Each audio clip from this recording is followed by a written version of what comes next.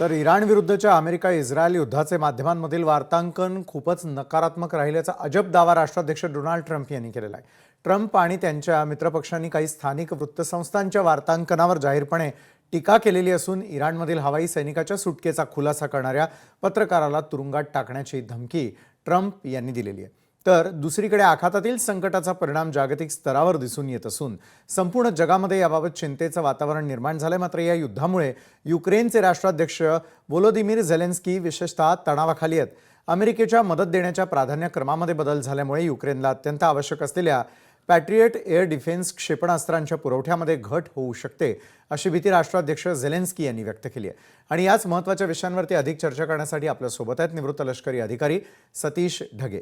सतीशजी, Trump यांनी दिलेला शेवटची संधीचा हा इशारा पाहता अमेरिकेचा इराणवरील संभाव्य हल्ला हा केवळ लष्करी तळांपुरता मर्यादित असेल की तो पूर्ण सत्तापालटाच्या दिशेने असणार आहे?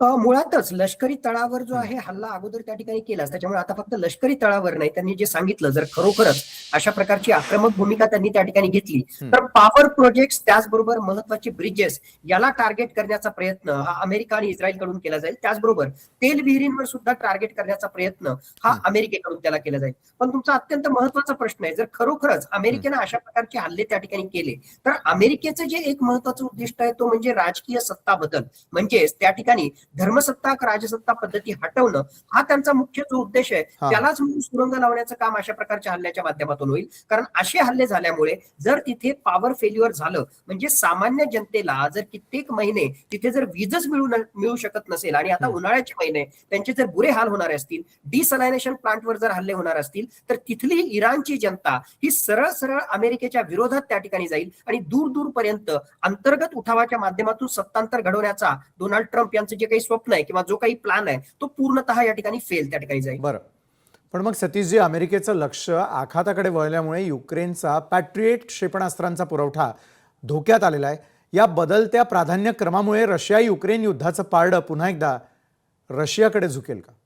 नक्कीच. म्हणजे आता ज्या प्रकारे अमेरिकेचं संपूर्णतः लक्ष पश्चिम आशियावर आहे आणि एवढंच नाही तर इंडो पॅसिफिक रिजन मधून पूर्वेकडून मोठ्या प्रमाणामध्ये तो एअरक्राफ्ट कॅरियर आणि कम्बॅट एअरक्राफ्ट हे या दिशेने तो घेऊन येतोय, त्याचा सरळ सरळ फटका पहिली गोष्ट ज्या प्रकारे शस्त्रास्त्र मोठ्या प्रमाणामध्ये पश्चिम आशियामधल्या या इराण युद्धाशी संबंधित अमेरिकेला वापरावी लागली, त्यामुळे पॅट्रियॉट असेल किंवा थाड मिसाईल सिस्टम असेल आणि इतर सुद्धा अत्याधुनिक शस्त्रास्त्र ही युक्रेनला त्या प्रमाणामध्ये भविष्यामध्ये मिळणार नाहीत. त्यामुळे नक्कीच रशिया अशा प्रकारची परिस्थिती त्या ठिकाणी निर्माण होईल आणि येणाऱ्या काळामध्ये युक्रेनसाठी जी आहे ही एक प्रकारे धोक्याची घंटा असेल. एवढंच नाही, दुसऱ्या अँगलने आपण कन्सिडर केलं तर तैवान आणि जपानसाठी सुद्धा जी आहे ही एक प्रकारे धोक्याची घंटा आहे. कारण अमेरिकेनं पूर्वेकडून जर आपले एअरक्राफ्ट कॅरियर त्याचबरोबर वेगवेगळ्या प्रकारची शस्त्रास्त्र जर पश्चिम आशियामध्ये त्या ठिकाणी हलवली तर एक प्रकारे आयती संधी चायनाला उपलब्ध होणार आहे आणि चायना जपान किंवा तैवान विरुद्ध कुरघोडी करण्याचा किंवा दबाव निर्माण करण्याचा जो प्रयत्न करेल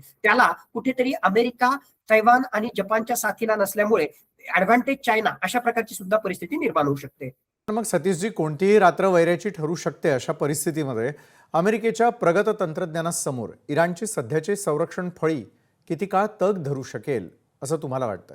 संरक्षण फळी तर तग धरू शकणारच नाही, कारण एअर डिफेन्स सिस्टम आणि रडार सिस्टम पूर्णतः उद्ध्वस्त झालेली आहे. पण खरोखरच डोनाल्ड ट्रम्प अशा प्रकारचे हल्ले करेल का, मी त्याच्याविषयी साशंक आहे. हा फक्त जो आहे एक प्रकारे पुन्हा एकदा ज्याला मॅक्सिमलिस्ट स्ट्रॅटेजी आणि कोअर्सिव्ह डिप्लोमसी आपण म्हणतो त्याचा भाग असेल. नक्कीच काही हल्ले हे पॉवर प्रोजेक्ट्सवर आणि पुलांवर त्या ठिकाणी करण्याचा प्रयत्न हा डोनाल्ड ट्रम्पच्या प्रशासनाकडून म्हणजे अमेरिकेकडून त्या ठिकाणी केला जाईल. पण ज्या प्रकारची भाषा केली जाते की एका रात्रीमध्ये आम्ही संपूर्ण इराणची पर्शियन संस्कृतीच उद्ध्वस्त करू, याचा अर्थ तुम्ही त्या ठिकाणी अण्वस्त्र वापरणार आहात का? बंकर बस्टर बॉम्बचा प्रचंड प्रमाणामध्ये वापर त्या ठिकाणी करणार आहात का? क्लस्टर म्युनिशनचा वापर करणार आहात का? या प्रश्नांची उत्तरं सहजासहजी हो म्हणून अमेरिकेला देता येणार नाही, म्हणजेच या गोष्टींचा त्याला वापर करता येणार नाही. म्हणून हे फक्त जे आहे एक्झॅजिरेशन आहे. ही अंशी तो हल्ले त्या ठिकाणी करू शकेल. पण मला वाटतं स्वल्प विराम, पॉज, विंडो ऑफ ऑपॉर्च्युनिटी वाढवण्याचा प्रयत्न हा काही तासांनंतर झालेला आपल्याला त्या ठिकाणी दिसू शकेल. बरं, पण सतीशजी, इराणमधील हवाई सैनिकाच्या सुटकेचा खुलासा करणाऱ्या पत्रकारावरच कारवाईची भाषा ट्रम्प करू लागल्यात. युद्धकाळामध्ये राष्ट्रीय सुरक्षा आणि पत्रकारिता यांमधील सीमारेषा नक्की कुठे असायला हवी असं तुम्हाला वाटतं?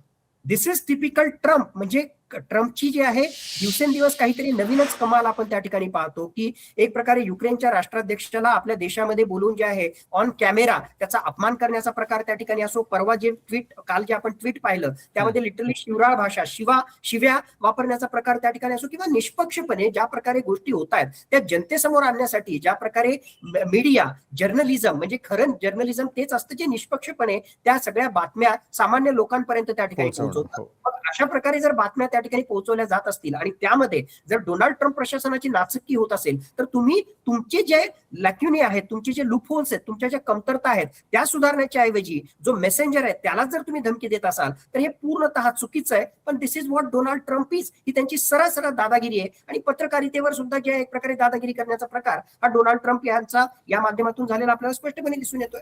नक्कीच. धन्यवाद सतीशजी, तुम्ही आमच्यासोबत जोडला गेलात आणि या महत्त्वाच्या विषयाचं इतकं सविस्तर असं विश्लेषण केलं त्यासाठी. आजच्या न्यूज प्लॅनेटमध्ये वेळ झाली. इथंच थांबण्याची ताज्या घडामोडींसाठी पाहायला विसरू नका लोकशाही मराठी. लोकशाही मराठी ऐका, पहा, जागरूक रहा.